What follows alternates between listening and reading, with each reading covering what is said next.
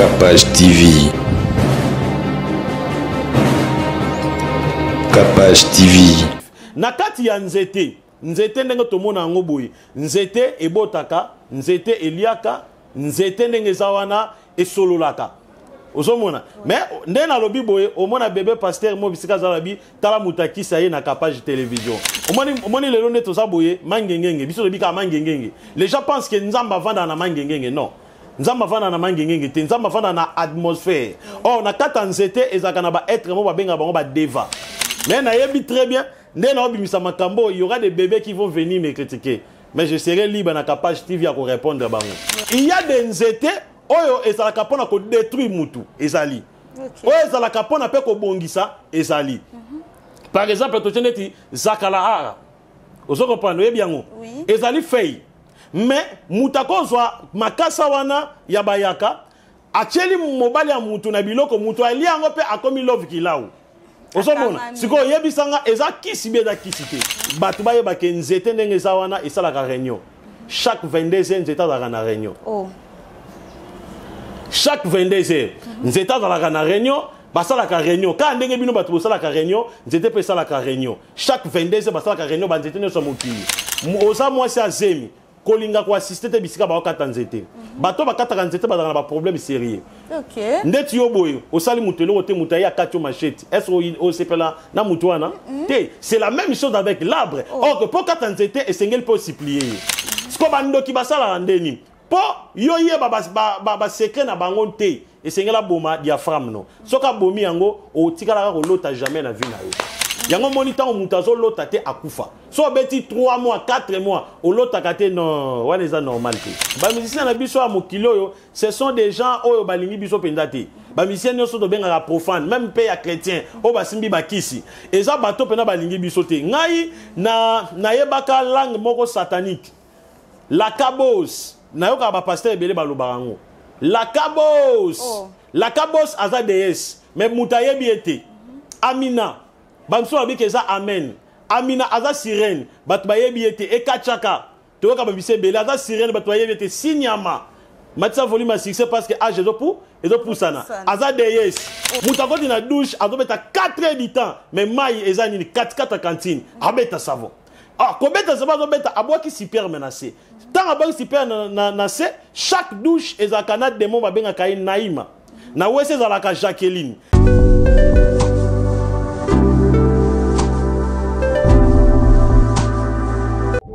Your Private Driver.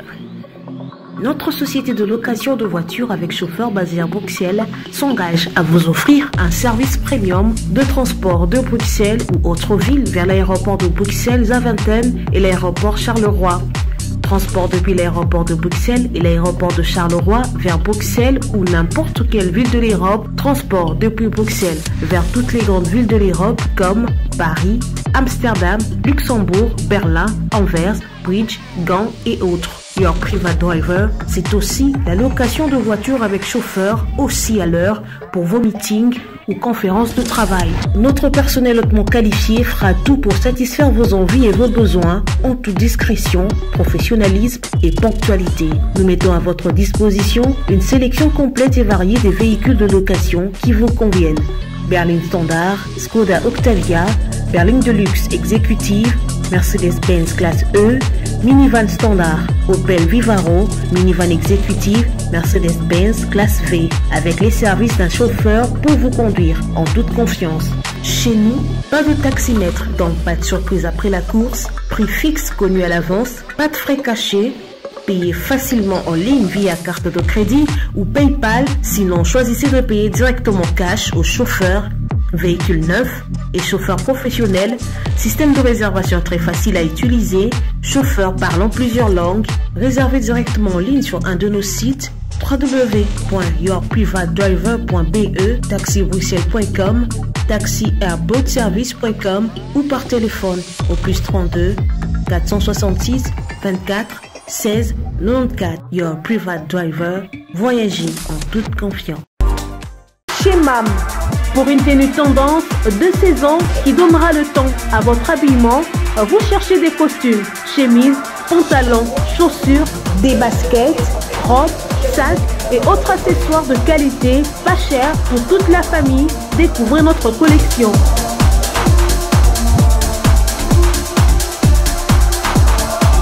Prenez des couleurs chez MAM et redonnez un coup de fraîcheur à votre dressing.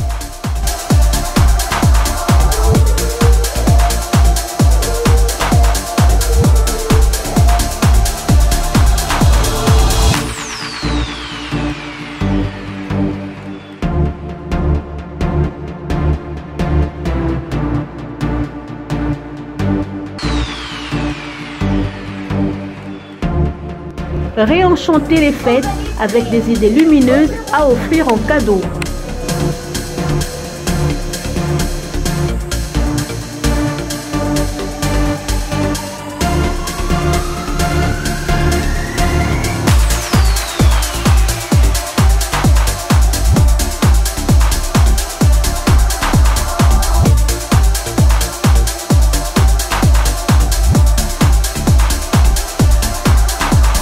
Notre adresse, avenue Kassavoubou, à Rekwado dans la commune de Ngaliema. Pour tout contact, appelez-nous au +243 81 07 58 832. +243 99 99 25 124. Ouverture du magasin de lundi à samedi de 7h à 19h, dimanche de 10h à 19h.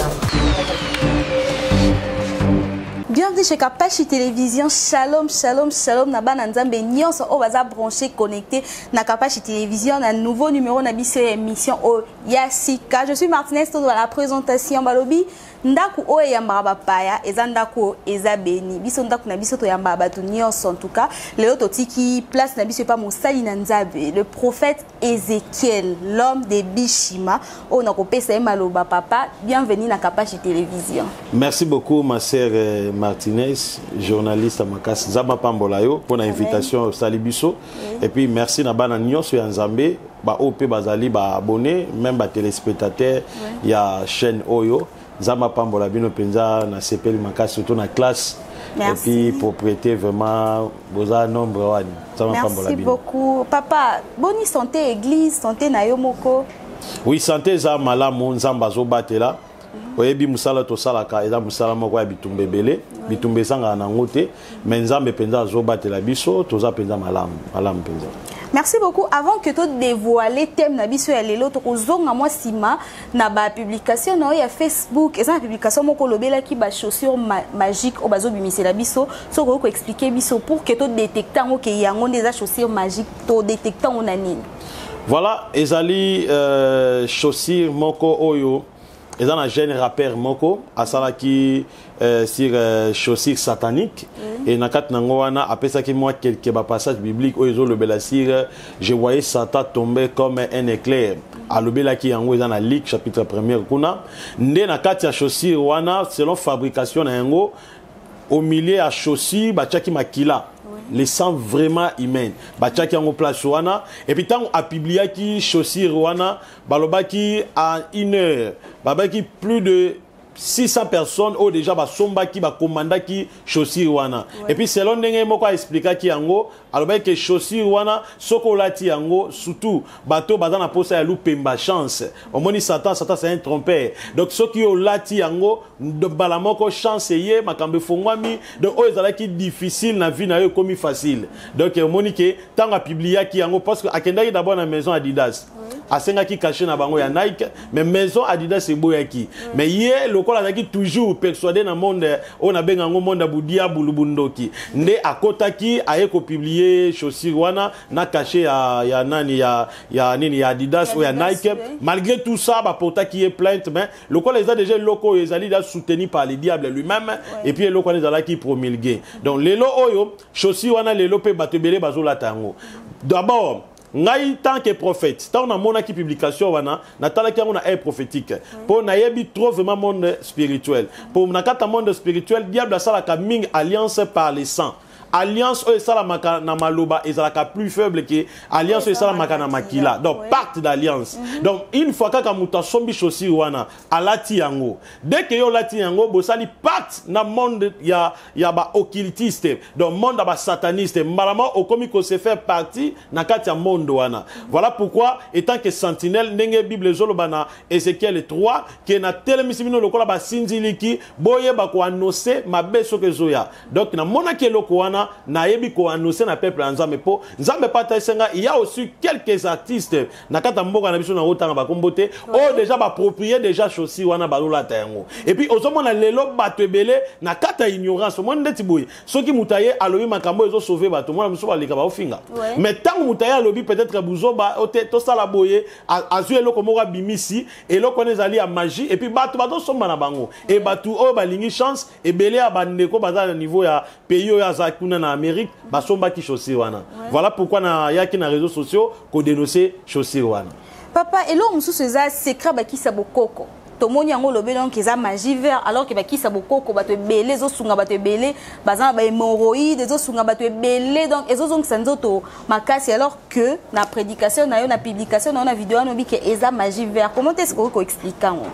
Voilà, c'est vraiment une très belle question. Bible Zoloba et Zoloba na Amos 3 Bananzam Baken na Otanga na Amos 3 7 8 Zoloba mon peuple périt faute de connaissances. Osée 4 6 plutôt. Bible lobi mon peuple périt faute de connaissances. La connaissance est allée autre na otala na théologie. La connaissance c'est la révélation, c'est la spiritualité. Na kata mokilo tozali bato sengel ba ebeloko moko, nous avons deux camps. Soza na ngambo ya budia bulute oza na ngambo nzambe. Donc mutu so aza mutu o azali naître na mokilazate sauf il y a des esprits naîtres.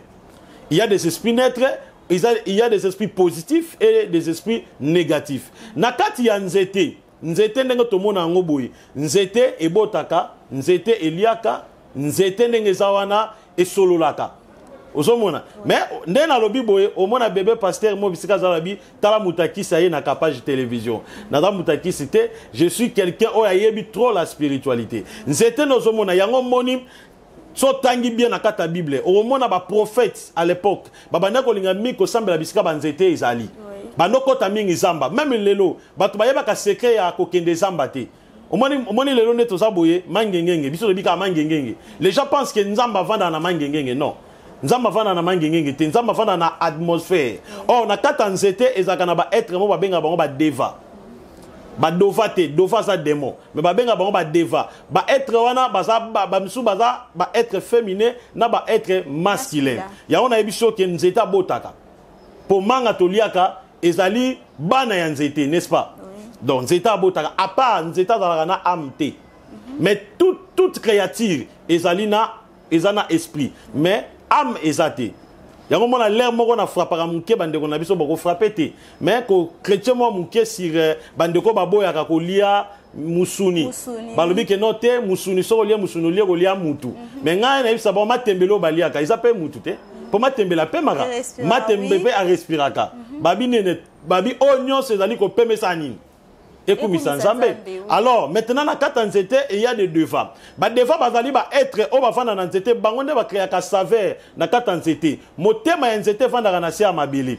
Donc pour o kata o neutraliser nzete banana ko kate misisa. So kati misisa yango nezali ba cellule, nde biso za kana ba cellule du sang o permettre la circulation sanguine.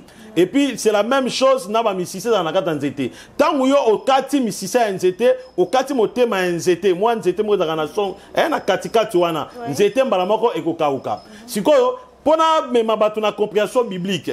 So que na Bible Jésus-Christ azaka na posalia ba fruit ya figue mais ayebo enzale betie pour Jésus azaki na faiblesse moko ezaki nzala abando kanzala trop yango mona lobi na lia ka bobenga nga majeur ozomona na lia ka mingi on a versé ni papa batu batanga Bible bagendo tanga kotala kela nzete na ko tanga te version wana eyebani donc batu batanga Bible bakende kotanga ba mona je suis aussi l'acteur de la Bible mais j'aime pas trop kotanga tanga Bible nga za mutabishima donc mutabishima ça veut dire tant mbalamoko mais na yebi très bien ndé na obimisa makambo il y aura des bébés qui vont venir me critiquer mais je serai libre na page TV à répondre bango donc to koti na nini na système anzete. Tangu Jésus aye alingi alia mbuma botite mais alobi mais o eza saison nango sengeli ebota pour chaque nzete ebotaka. Moi si pas dans la période il y a ovulation et sengeli a dans la fécondé. Mais comment nzete ezobotate à maudire. Tant à maudire ba ki après 3 jours ba kozonga ba toma ba remarquer que nzete wana ese nini e kauki. Oh Jésus Christ bango ba mona ka maudire nzete oh maudire nzete te. A maudire être dans la carte nzete ba benga kaye deva.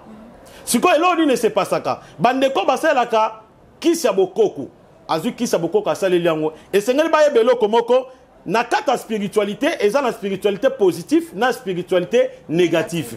Lelo ozomona kiso tomelaka comprimé eza provenance ya banzete. Mais il y a des nzete oyo ezalaka pona ko détruire mutu ezali. Oyo ezalaka pona pe ko bongisa ezali. Par exemple toteneti zakalahara. Ozo comprendre bien ngo. Ezali fei. Mais mutako zwa makasa wana ya bayaka acheli mobali ya mutu na biloko mutu ali yango pe akomi love kilau. Osomona siko yebisanga eza kisi beza kisite. Ok eza kisite bato ba travailler wana ba être na ba bengango ba deva. Siko elo nini ese pasaka. Tangu mutu atangi peut-être bokoko. Ayekoli bokoko. Nakata bokoko ba yekolaka o ba bengaka magie vert. Magie vert ezali magie ya ba plante. Ya ko yeba ba être nyoso ba na kati ya banzete et puis ya ko commander ba être wana. Siko bandeko basala kana bokoko au lieu ba permettre bato bazala soigner à partir ya ba feuille mais bango ba ko compliqué à partir kaka ya connaissance na bango komema auto bengaka séparation à ba mariage à partir ya feuille libali kaboni à partir ya feuille ba bokeli mutu maladie à partir ya feuille ba bokeli mutu mpese ndeti ba mpese belé dans la partir ya feuille ba bokeli mutu à cause au moment makasa moko boye a coudre yango abwaki yo tango niati makasa na ozu mikusa na nzoto et ça la magana yamba ba ka ebele na bondela pona bango.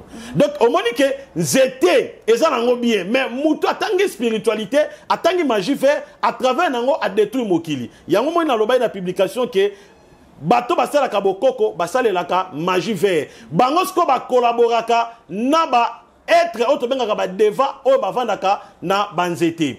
Au moni ndenge toza boy yango na lobi que Dieu a créé les esprits positifs et les esprits négatifs. Il y a aussi des esprits neutres. Ba esprit neutre ça ni les esprits ni Nzambe ni Satan. Nzambe ce n'est pas un opposant. Nzambe aza être oyo alinga ko se révéler na mutu.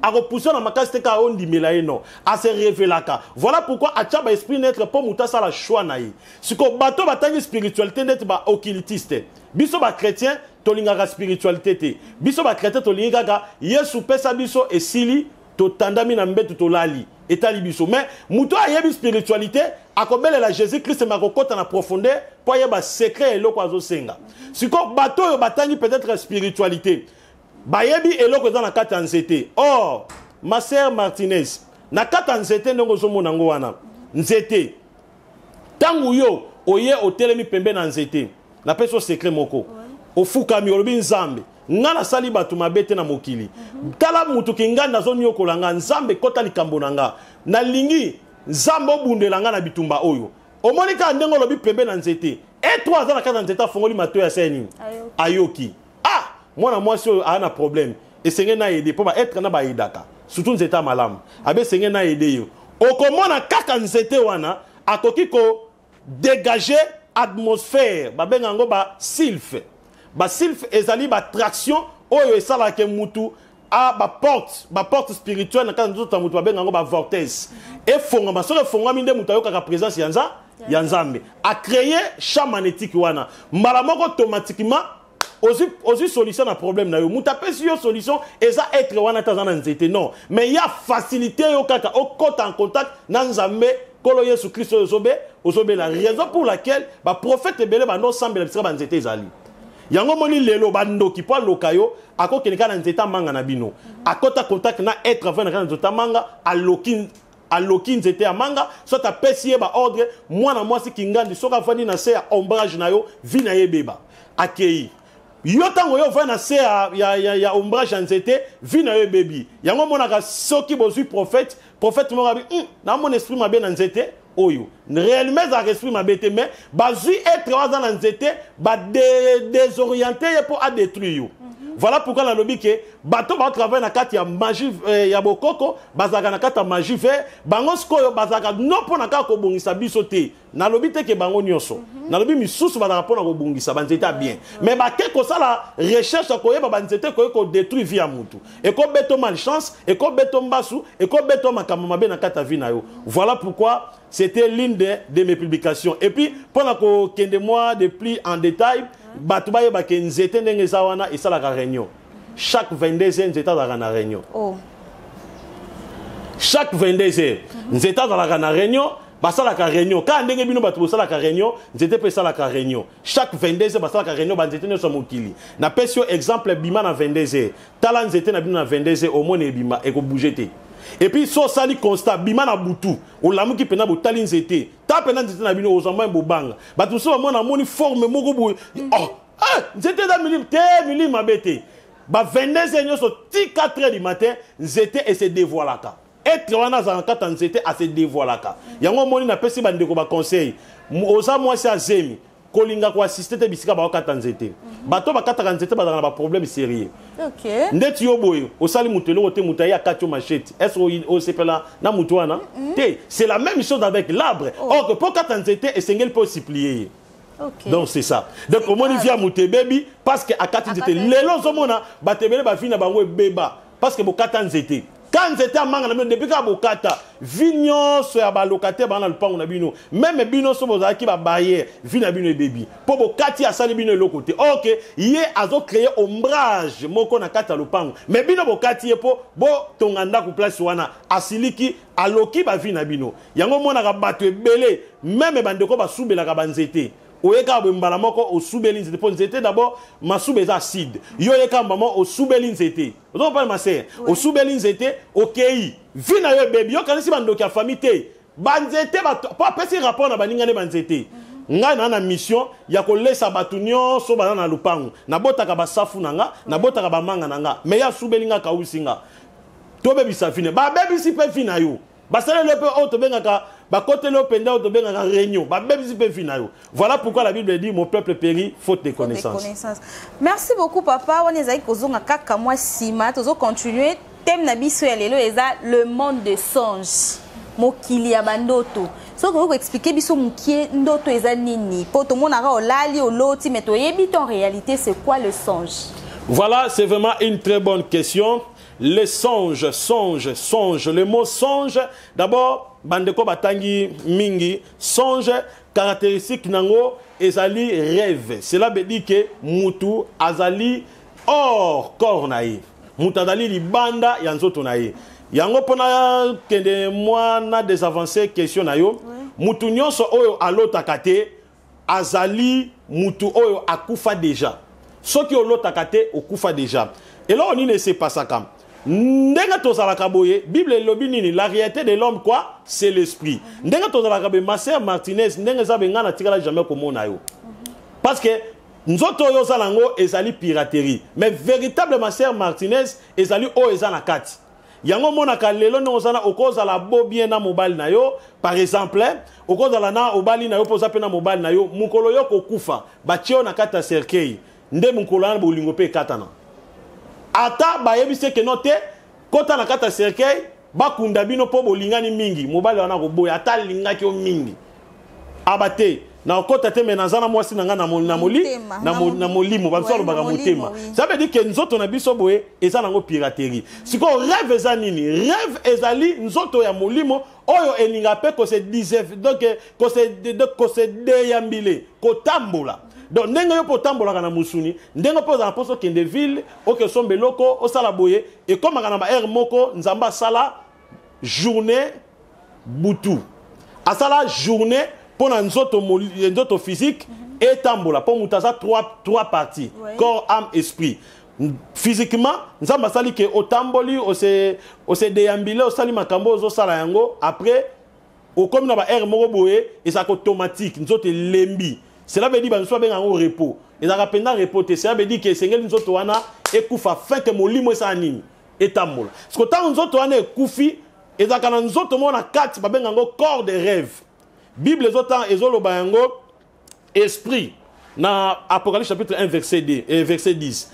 tangu olali nzoto ya bandoto ebima automatique pas soki ebimi automatique véritable nzoto na yo ndeza nzoto bandoto wana ekokende wapi ekobima d'abord ekokenda na espace mo babenga ngo espace de rêve na espace de rêve ezalaka espace supérieur na espace inférieur espace inférieur ezalaka bisika nyonso ba ennemi na yo oyo babundisaka oyo nzoto no physique eyebi te bavandaka espace supérieur eza espace oyo okende kokutana na ba ange oyo bapesaka mutu ba message divin sikoyo tangu yo lali nzoto de rêve wana ebima ekobima sikoyo ekokende wapi ekokende bisika ma sœur Martinez ya nzoto atambolaki so ozalaki na ville okepe na ville ozalaki na restaurant eke na restaurant ozalaki na nini na mwa bisika mozomela koka eke bisika wana mission nango eza nini ezokende koespionner bisika nyonso oyo bato bakoka kosala complot po badétruire nzoto ya musuni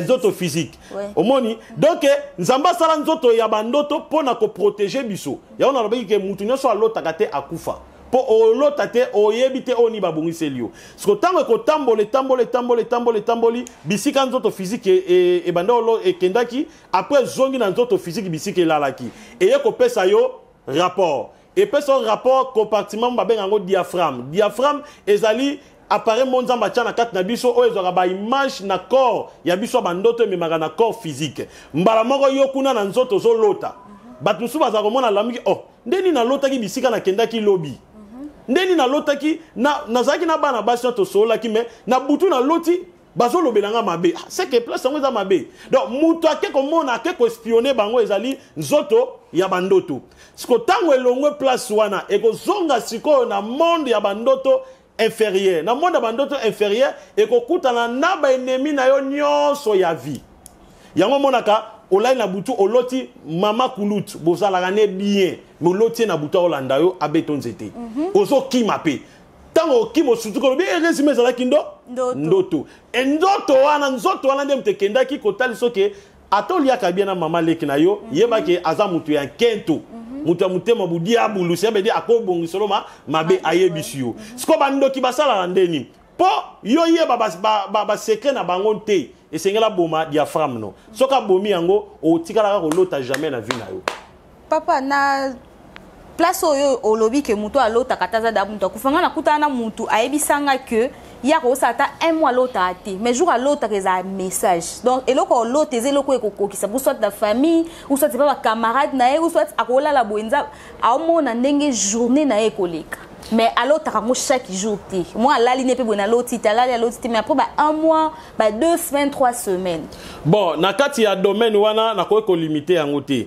mais ezali na bakamoko ezali ndeti nga na zabui na ko sala 2 jours 3 jours na loti te mais na kolota te wana ange a protéger kangai pour Jésus-Christ a tchaka na tout pasteur o ya nzambe ezala ba ange a protection ba protéger kai aso sala musana ko protéger atiki corps na ngai ya ba rêve ezala na kime mais ekobima ekotambola nango ekozonga po yango etambolaka chaque jour butu nyonso faut tambola ka ndengo yo po tambola yepe fa tambola mais nzamba ko sala ke diaphragme na ngai wana efanda pe kimia mais ce qui est comme exagéré, non.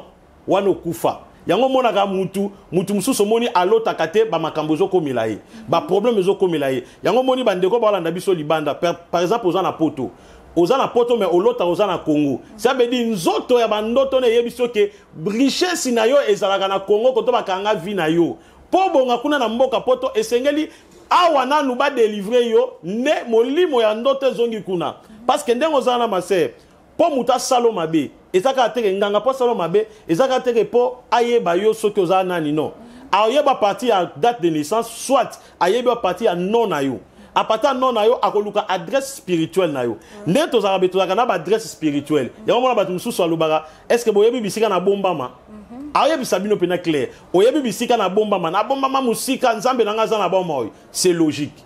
Pour tous na adresse spirituelle même mutu pa beto mbasu akobeto mbasu na adresse spirituelle na yo abeto maladi na nzoto wana so abeto maladi na nzoto wana et puis nzoto no boye na musuni ebeli okomi maladi même ndoki po alia yo ndoki aliaka mutu physiquement te akolio na nzoto wana ya molimo na musuni boye ozwi maladi okufi tant bakangi ndoki batunie yo liaki ni on aliaki mupende mais na kata cercueil mupende zali parce que mupende ni na liaki eza mupende wana ya bandoto yango moni tant mutazo lota te akufa so beti 3 mois 4 mois o lota kate non wana eza normalité il faut lota.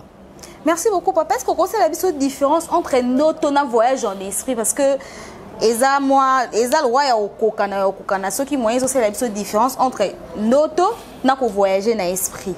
Voilà, Bible zolo na Apocalypse chapitre 1 verset 10. Bible dit je suis ravi en esprit au jour du Seigneur et j'ai entendu derrière moi une voix forte comme le son d'une trompette. Apocalypse chapitre 2 verset chapitre 4 verset 2. Aussitôt je suis ravi en esprit. Donc ravi en esprit, cela veut dire voyager en esprit. Voyager en esprit ezani. Voyager en esprit ezali tangu conscience na yo, subconscience na yo, na sous-conscience na yo ekei. Parce que mutu ndenga zakaboye mutu azana 3 consciences. Mutu azana conscience, azana subconscience et puis azana superconscience.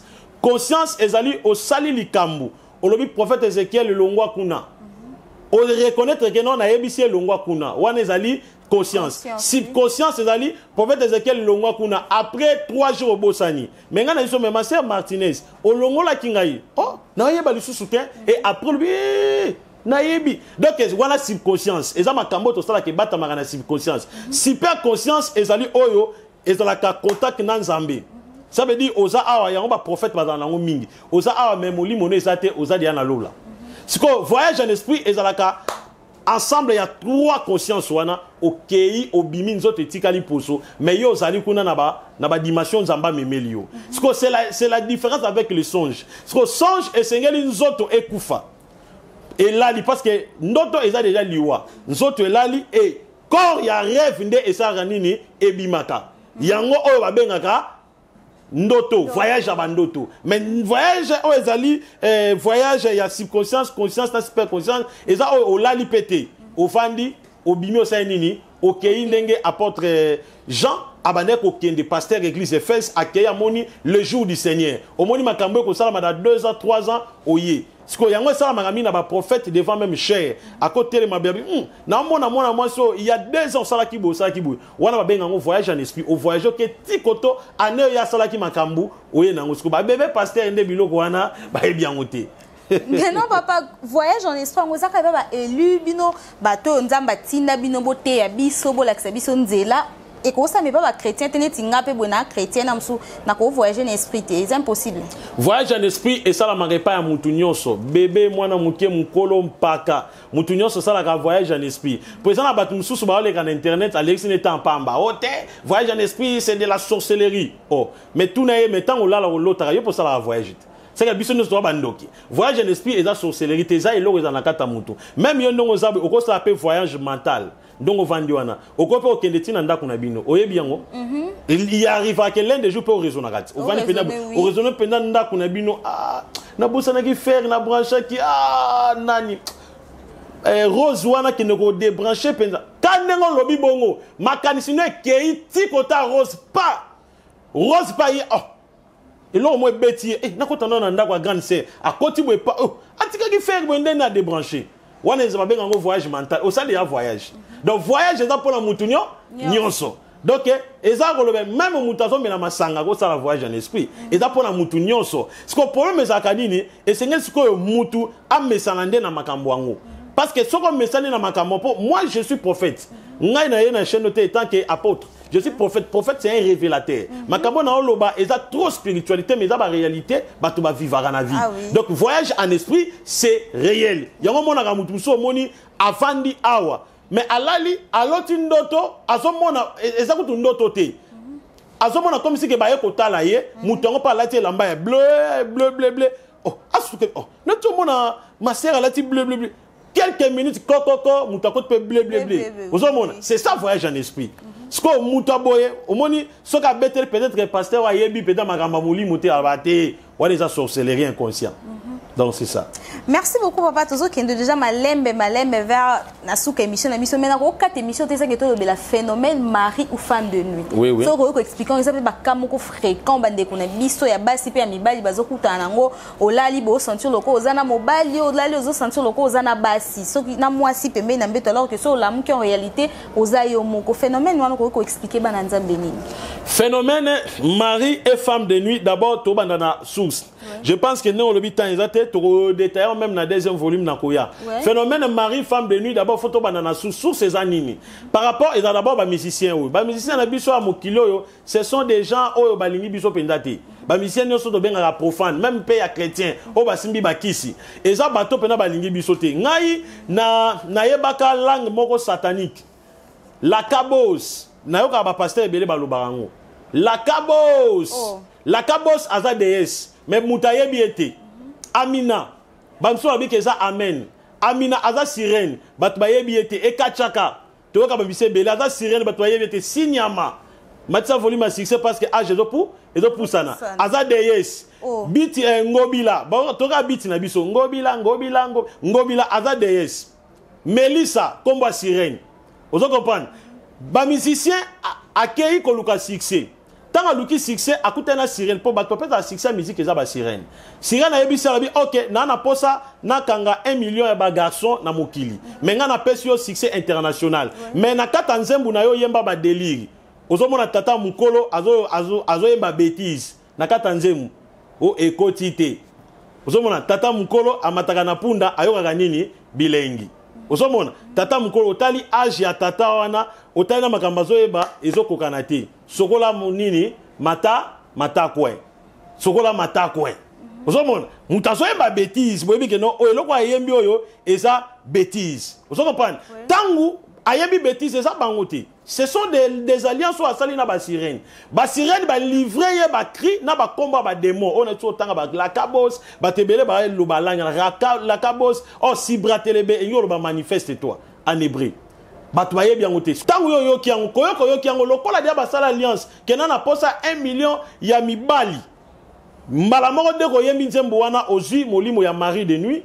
Soza moisi, soza mobile, ozu molimo ya femme de nuit. Femme de nuit, mari de nuit, bazali ba esprit ya mai. Parce que na kata mai, ils ont 14 continents.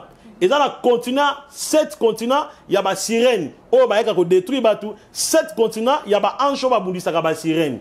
Vous comprenez? Ce que muto akambaka 7 continents, il y a ba sirène, ba benga kaye.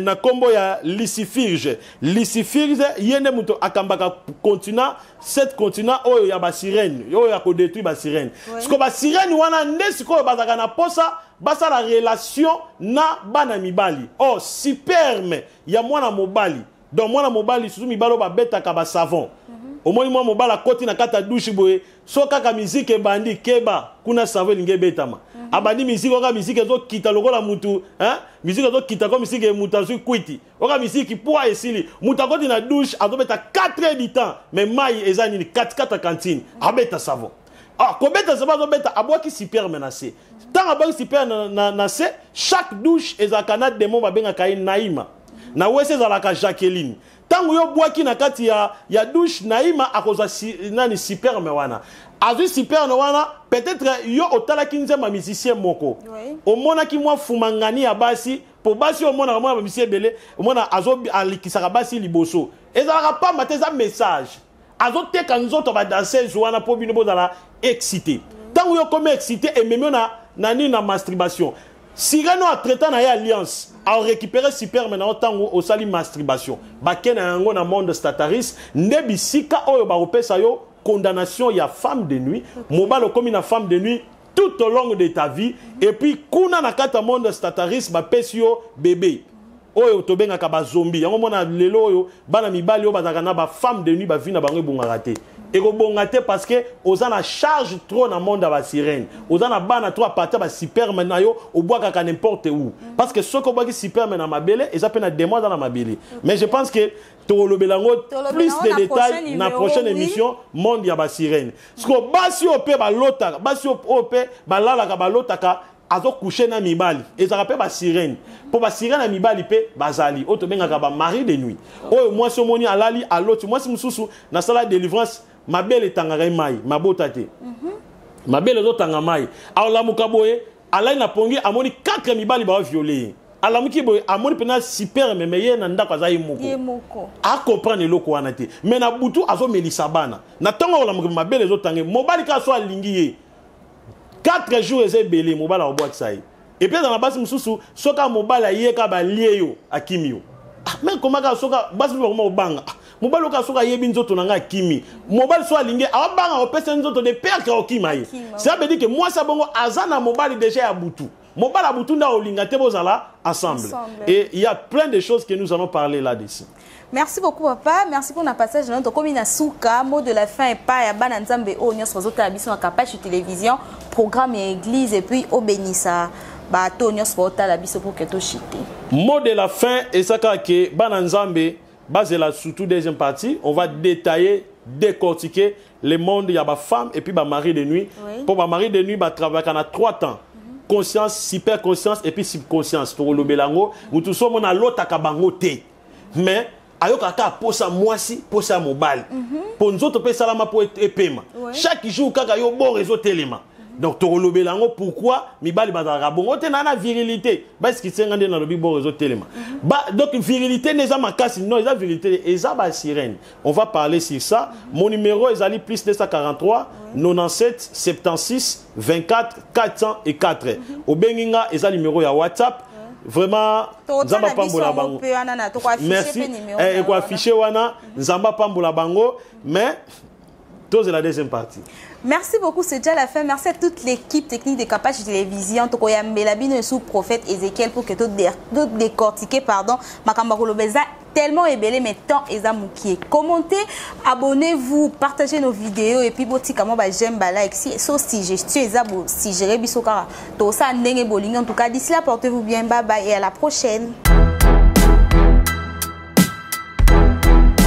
Oredezo commercial Kinshasa. Oredezo est un complexe commercial qui dispose pour vous d'un flat hôtel ou mieux un sanctuaire tranquille, élégant et luxueux avec des chambres haut de gamme tout équipées où vous pouvez vous offrir un séjour confortable et relaxant.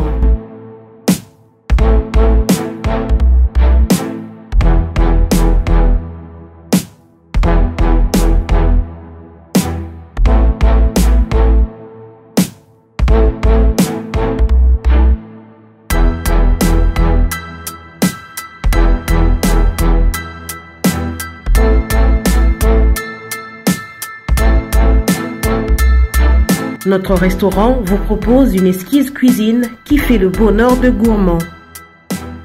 Vous cherchez un endroit pour vos réunions ou conférences? Oredezo dispose d'une mini-salle de réunion parfaitement équipée avec une capacité d'accueil qui répond à tous les besoins.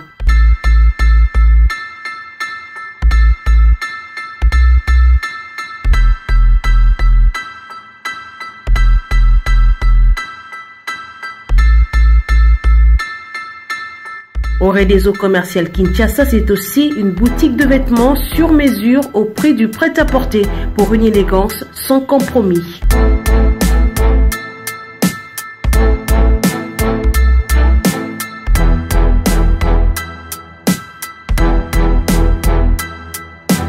Et notre agence fret et transfert d'argent vous propose un service rapide et de qualité défiant toute concurrence.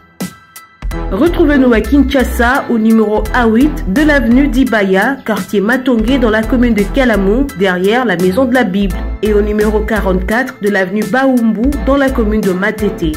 En Angola, martyr de Kifuangondo vers l'aéroport international de l'Angola. Et puis en France, 29 rue de Paris, 94 190 Villeneuve-Saint-Georges. Oredezo commercial Kinshasa, au service de tous. La Jaqueta Women's Blazers. Faites de choix responsables audacieux pour être élégante et stylée en choisissant la qualité. Femme, notre marque de blazer, la Jaqueta, renforce votre confiance en vous-même. Désormais, vous marchez avec assurance.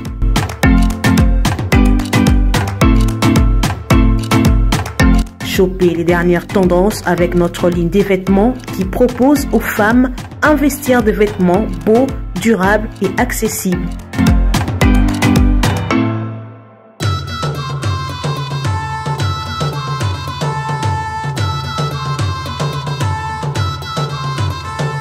Passez vos commandes sur WhatsApp, Facebook, Instagram ou encore sur notre site web et nous vous livrons partout dans le monde.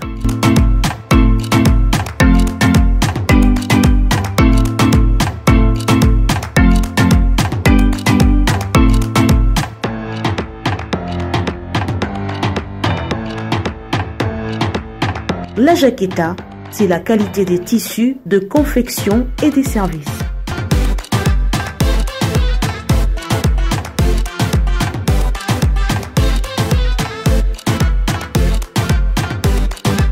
La Jaqueta Women Blazers, le meilleur de femmes.